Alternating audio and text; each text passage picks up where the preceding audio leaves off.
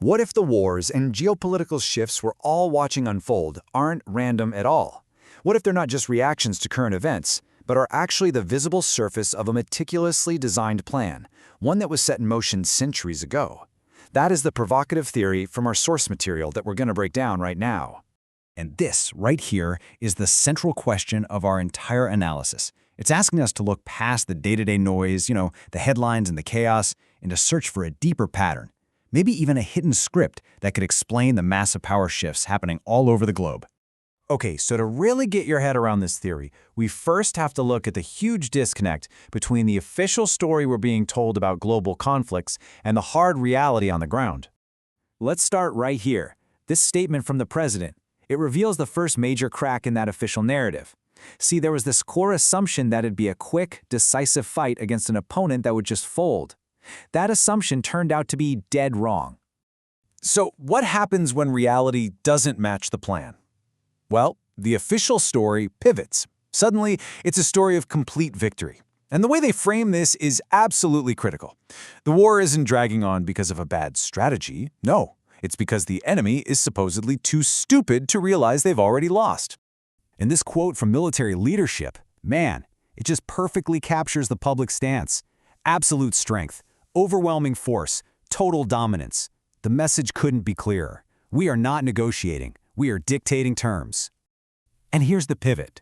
Because when you put these really confident declarations right next to the reality of an ongoing, very costly conflict, a huge contradiction just appears. The theory we're exploring today argues this contradiction is no accident. It's a symptom of a much, much bigger shift happening under the surface. So if the official story doesn't hold up, what's really going on? Well, the source material argues that to make any sense of it, we have to peel back the curtain and look at a hidden structure of world power, one that operates way beyond what we see with individual countries. Okay, this is the absolute core framework of the theory. So let's break it down. At the very top, the most visible layer, you have things like culture, education, and media. This is the justification for the whole system. Go one layer deeper and you find the facade, multilateral organizations like the UN, the rules-based order. Deeper still, you get to the game itself, the global economy. And who controls the game? The game masters in global finance. But at the very, very center, the foundation providing the raw power to enforce it all, that's the empire. That's the muscle. So this leads to the most crucial question of all. What happens when that muscle, the very foundation of this entire structure, starts to get weak? Well, the entire system becomes unstable. And according to this analysis, that is exactly what we are watching happen right now.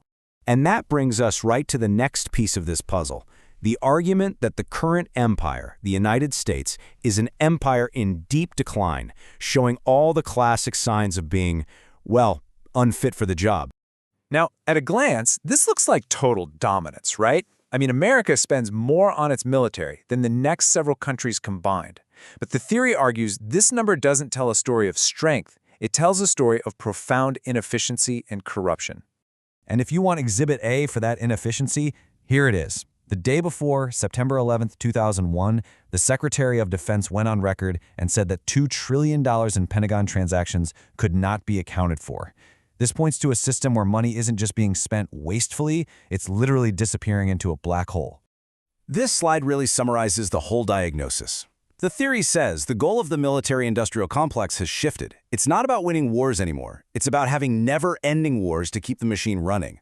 And you combine that with a fragile political will at home, a hollowed-out industrial base, and a deep, deep unwillingness to sustain casualties. You've got a recipe for a failing empire. And this is where we get to the absolute heart of this whole analysis. If the current empire is failing, the game masters at the center of the system need a replacement. The current global conflict, therefore, isn't just a war, it is an audition for empire. So here, the source draws a really stark contrast. It's like looking at two candidates for the same job. On one side, you've got the U.S., portrayed as complacent, corrupt, with expensive, ineffective tools and a wavering political will. And on the other side, Israel is presented as determined, strategic, unified, and able to get high-impact results for a fraction of the cost. And according to the source, this isn't some new story. History is just littered with examples of this exact pattern. A younger, more vigorous power, the mercenary, acts as the enforcer for a big, declining empire, only to eventually realize its own strength and just take over. The source frames the U.S.-Israel relationship as just the latest chapter in this timeless story. So what does the world actually look like after this transfer of power is complete? The theory gives it a name, the dawn of Pax Judaica, which literally means Jewish peace, a new global order enforced by a brand new imperial authority. According to this theory, the ultimate objective is something called the Greater Israel Project. But notice something really interesting here. The main obstacle isn't a regional rival like Iran. The main obstacle is the current empire, the United States, whose military bases physically occupy the very territory that's in question. The war, therefore, becomes a tool to force that empire out. The outcome here isn't a world with just one winner who takes all. It's a new equilibrium, a new balance, with two strong, independent regional powers. Israel controls key resources and that crucial trade corridor to Europe, while Iran solidifies its own strategic corridors with Russia and China. But you're probably asking, why would these two powerful rivals ever coexist? Well, the source points to cold, hard game theory. And rule number 1 is the key: the strong respect each other and prey on the weak. So once Israel and Iran have both proven their strength, it's actually in their mutual interest to stop fighting each other and work together to build a stable new order that they can both dominate. This all leads to one final, absolutely critical question. How do you actually get from where we are now to there? I mean, an empire like America can't be beaten in a conventional war. And let's be real, empires never give up power voluntarily.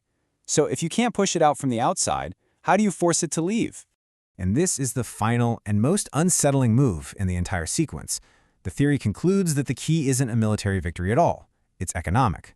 A manufactured internal crisis, a market crash, deep social unrest, something that forces the empire to pull all its forces back home to deal with its own collapse. And that would leave the field wide open for its successor to simply step right into the vacuum. A truly provocative thought to end on.